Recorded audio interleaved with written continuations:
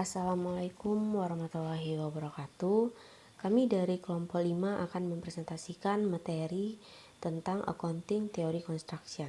Di sini kami beranggotakan saya sendiri Dini Wulandari dan rekan saya Dian Fauziah, Suci Widya, dan Nur Oktasari Lisadi.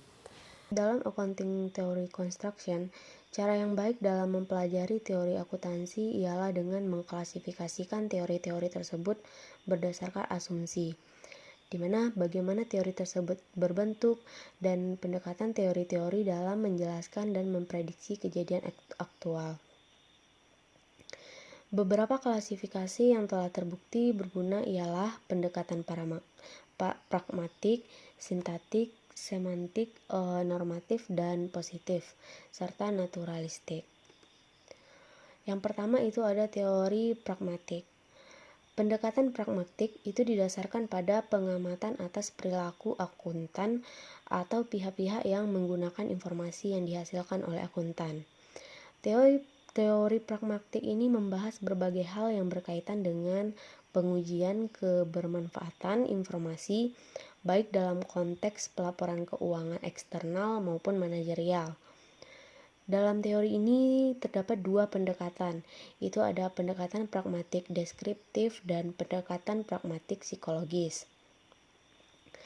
Selanjutnya itu ada teori sintaktik dan semantik.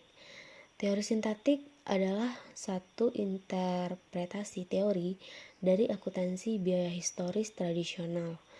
Interpretasi tersebut ialah input dari semantik sistem transaksi pertukaran pencatatan bisnis dalam voucher, jurnal, dan buku besar. Interpretasi ini kemudian dirangkum berdasarkan premis dan asumsi atas akuntansi biaya historikal.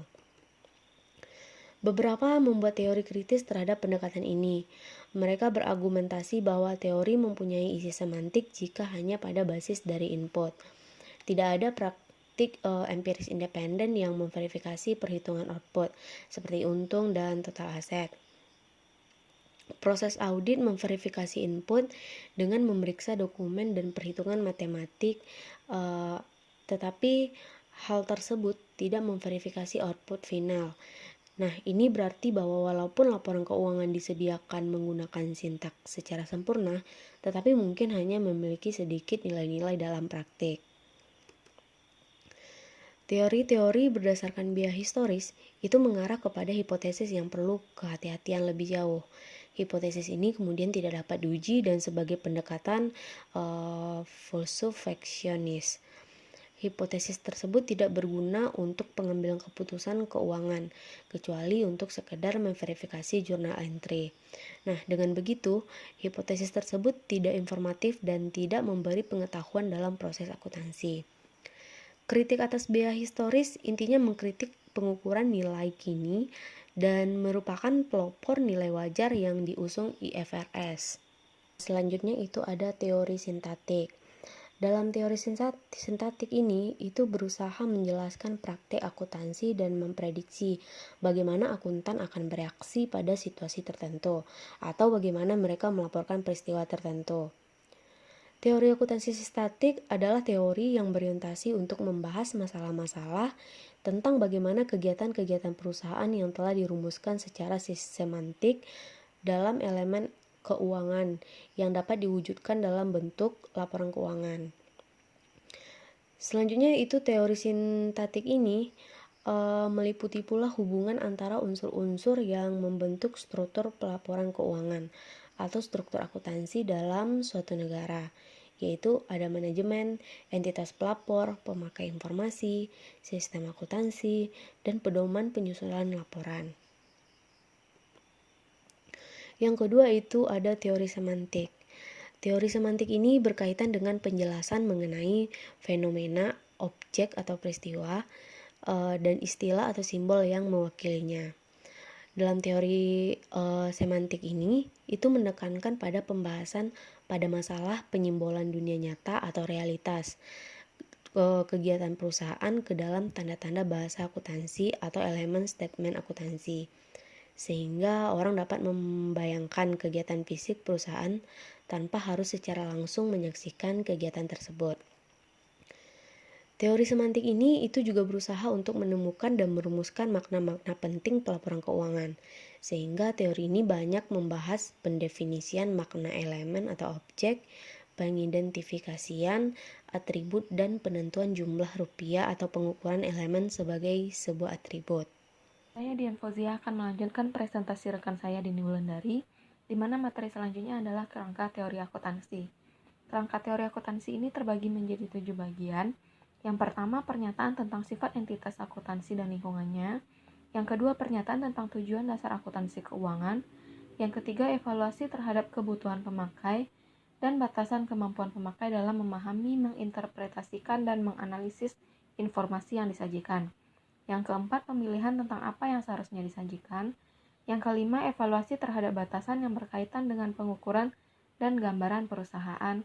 Yang keenam, pengembangan prinsip atau proposisi umum yang dapat digunakan sebagai pedoman dalam perumusan prosedur dan aturan. Yang ketujuh, perumusan struktur dan format pencarian dan pemrosesan data, peringkasan, dan pelaporan informasi yang relevan. Selanjutnya, teori normatif. Pada tahun 1950 sampai dengan tahun 1960-an adalah apa yang sering dideskripsikan sebagai masa keemasannya bagi riset akuntansi normatif. Teori normatif periode ini terkonsentrasi baik di dalam menurunkan true income atau profit dalam sebuah periode akuntansi atau mendiskusikan jenis informasi akuntansi yang akan berguna dalam membuat keputusan ekonomi.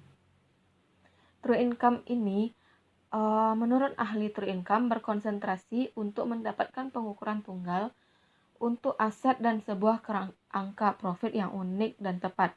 Namun tidak tercapai sebuah kesepakatan tentang apa yang ditetapkan sebagai pengukuran yang benar atau tepat yang mengenai nilai dan profit. Sebagian besar literatur selama periode ini terdiri atas perdebatan akademis tentang keuntungan dan kerugian atas sistem pengukuran alternatif. Selanjutnya, pendekatan decision usefulness. Pendekatan decision usefulness ini mengasumsikan bahwa tujuan dasar dari akuntansi adalah untuk membantu proses pengambilan keputusan dari user tertentu atas laporan akuntansi dengan cara menyediakan data akuntansi yang berguna dan relevan untuk membantu investor dalam memutuskan apa yang akan dibeli, ditahan, dan atau dijual sahamnya. Decision usefulness teori ini didasarkan pada konsep akuntansi klasik atas keuntungan dan kekayaan atau pengambilan keputusan rasional. Decision usefulness teori ini biasanya melakukan penyesuaian pada pengukuran biaya historis terhadap penghitungan atas inflasi atau nilai pasar atau atas aset. Decision usefulness teori ini pada dasarnya adalah teori pengukuran akuntansi. Selanjutnya, teori decision usefulness ini biasanya normatif karena memuat beberapa asumsi. Yang pertama, akuntansi harus menjadi sebuah sistem pengukuran. Yang kedua, profit dan value dapat diukur dengan tepat atau andal. Yang ketiga, akuntansi keuangan berguna untuk membuat keputusan ekonomis. Yang keempat, pasar tidak efisien atau tidak tertipu oleh akuntan kreatif. Yang kelima, akuntansi konvensional tidak efisien dalam arti informasi. Dan yang keenam, ada satu pengukuran profit yang unik. Pendekatan decision usefulness ini diartikan sebagai finansial instrumentalis dan finansial realis. Sugesti bahwa sistem akuntansi alternatif harus dinilai dengan kemampuan prediksinya adalah perpanjangan dari logikal positif dan disebut instrumentalis, yaitu teori yang tidak memiliki kegunaan kecuali sebagai instrumen prediksi. Selanjutnya, teori positif. Teori positif ini pada tahun 1970-an, teori akuntansi menatap kembali metodologi empiris, yang biasanya disebut sebagai metodologi positif. Positif dan empiris berarti mengetes atau menghubungkan hipotesis atau teori akuntansi kepada fakta pengalaman di dunia nyata. Penelitian akuntansi positif pertama kali difokuskan pada pengujian beberapa asumsi yang dibuat oleh ahli teori normatif secara empiris.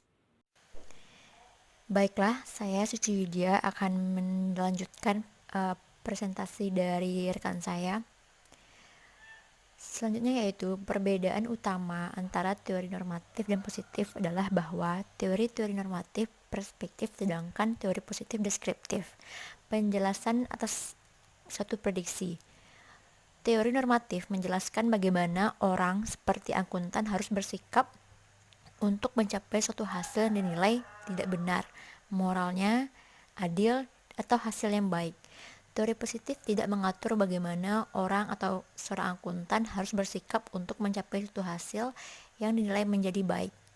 Sebaliknya, mereka menghindari membuat penjelasan yang syarat akan nilai.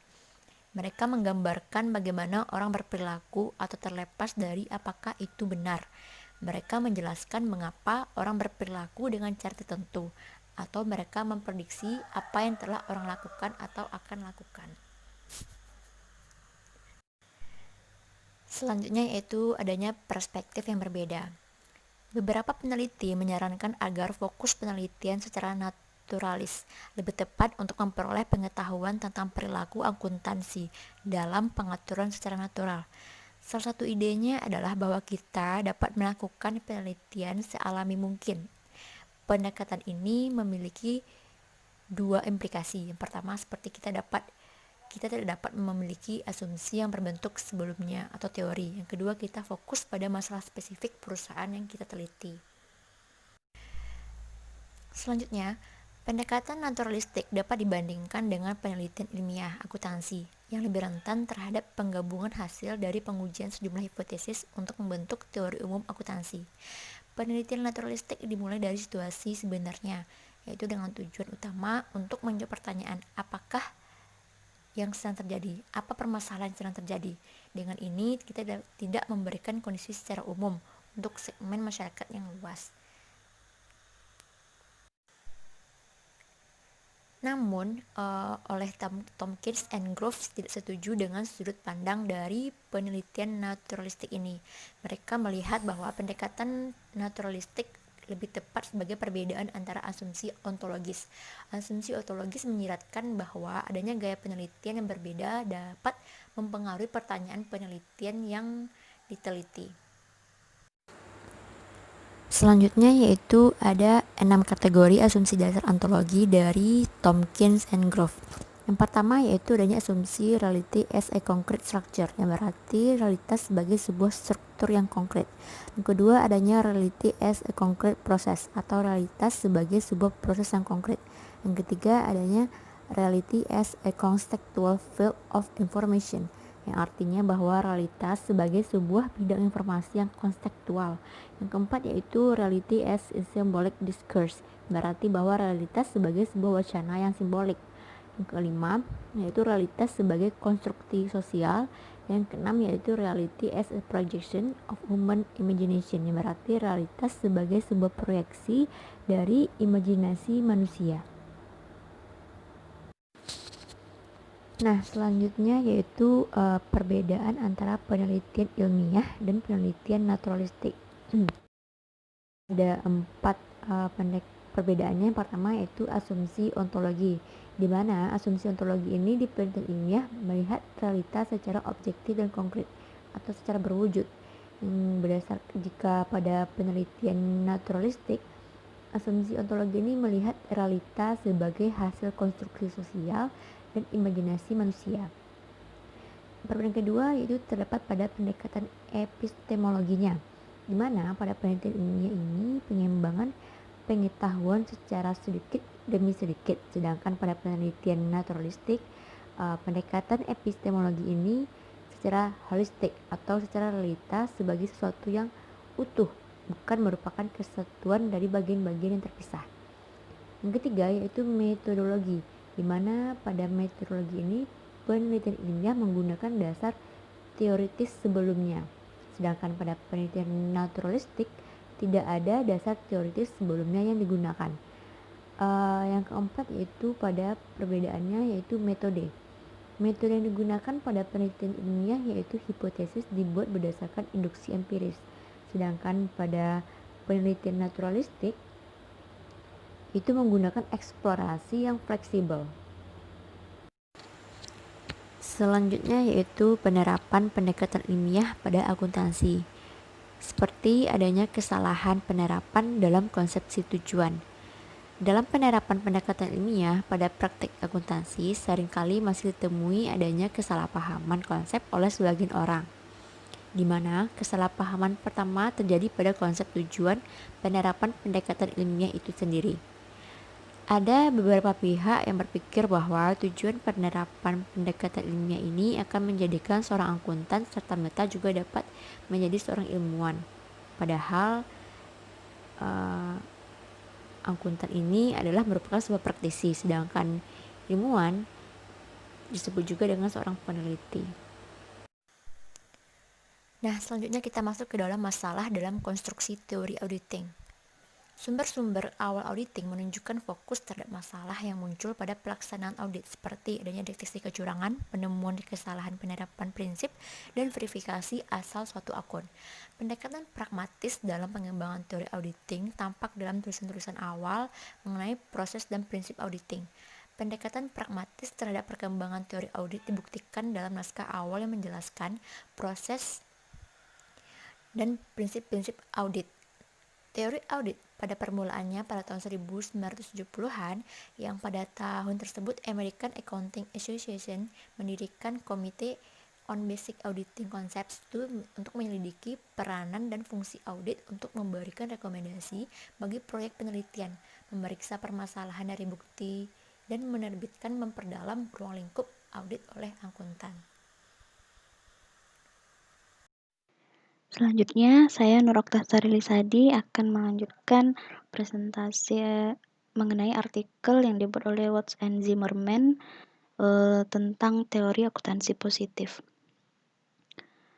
Penelitian akuntansi positif modern ini mulai berkembang pada tahun 1960-an ketika Ball and Brown, Beaver, dan yang lain-lainnya memperkenalkan metode keuangan empiris untuk akuntansi keuangan. Angka akuntansi ini akan menyediakan informasi mengenai keputusan investasi pasar, surat berharga, dan telah menggunakan perspektif informasi untuk menyelidiki hubungan antara angka akuntansi dan harga saham. Di dalam teori akuntansi positif ini, mereka berupaya menjelaskan sebuah proses yang menggunakan kemampuan, pemahaman, dan pengetahuan akuntansi, serta penggunaan kebijakan akuntansi yang paling sesuai untuk menghadapi kondisi tertentu di masa yang akan datang. Teori akuntansi positif pada prinsipnya beranggapan bahwa tujuan dari teori akuntansi itu sendiri adalah untuk menjelaskan serta memprediksi praktik-praktik akuntansi, perkembangan teori positif. Ini juga tidak dapat dilepaskan dari ketidakpuasan terhadap teori-teori normatif serta kekurangan-kekurangannya. Alasan perubahan teori normatif menjadi teori positif adalah adanya ketidakmampuan pendekatan normatif dalam menguji teori secara empiris, dan pendekatan normatif ini lebih berfokus pada kemakmuran investor secara individual daripada kemakmuran masyarakat luas. Pendekatan normatif juga tidak mendorong atau memungkinkan terjadinya alokasi sumber daya ekonomi secara optimal di pasar. Contemporaneous Positive Accounting Theory. Di dalam Contemporaneous Positive Accounting Theory ini membahas mengenai biaya persetujuan atau contracting, yang dimana biaya persetujuan itu timbul karena beberapa sebab, yaitu karena transaksi pasar, transaksi internal perusahaan, dan juga transaksi di dalam proses politik. Evidence on Theory. Ada dua tipe pengujian di dalam evidence on theory ini, yaitu uji harga saham, uji pilihan akuntansi. Di mana uji harga saham ini, tes harga saham yang telah ditinjau secara luas dari beberapa reaksi harga terhadap perubahan wajib akuntansi secara resmi akan melibatkan akuntansi. Studi harga saham merupakan pengujian yang lemah secara relatif atas teori. Yang lebih menjanjikan adalah studi pilihan akuntansi. Selanjutnya ada uji pilihan akuntansi. Kebanyakan penelitian pilihan akuntansi mencoba untuk menjelaskan pilihan metode akuntansi tunggal seperti pilihan depresiasi. Selanjutnya ada beberapa hipotesis di dalam teori akuntansi positif yang dibahas. Yang pertama ada hipotesis rencana bonus. Dalam hipotesis ini semua hal dianggap dalam keadaan tetap, di mana para manajer perusahaan dengan rencana bonus cenderung untuk memilih prosedur akuntansi dengan perubahan laba yang dilaporkan dari periode masa depan ke periode masa kini. Selanjutnya ada hipotesis kontrak hutang. Dalam hipotesis ini, semua hal lain dalam keadaan tetap, di mana makin dekat suatu perusahaan terhadap pelanggaran pada akuntansi yang didasarkan pada kesepakatan utang, maka kecenderungannya adalah semakin besar kemungkinan manajer perusahaan untuk memilih prosedur akuntansi dengan perubahan laba yang dilaporkan dari periode masa depan ke periode masa kini. Selanjutnya itu ada hipotesis biaya politik. Dalam hipotesis ini, semua hal lain diasumsikan juga dalam keadaan tetap, di mana makin besar biaya politik yang mesti ditanggung oleh perusahaan, manajer biasanya akan cenderung lebih memilih prosedur akuntansi yang menyerap pada laba yang dilaporkan dari masa sekarang menuju masa depan. Dalam penelitian akuntansi positif ini juga ada beberapa kritik yang dikemukakan oleh Ball and Foster, Thinker et al., Christensen, Holthausen and Lethwich, Low et al., McKee dan Whittington dan Hines. Sekian presentasi dari kelompok kami. Lebih dan kurang kami mohon maaf. Wassalamualaikum warahmatullahi wabarakatuh.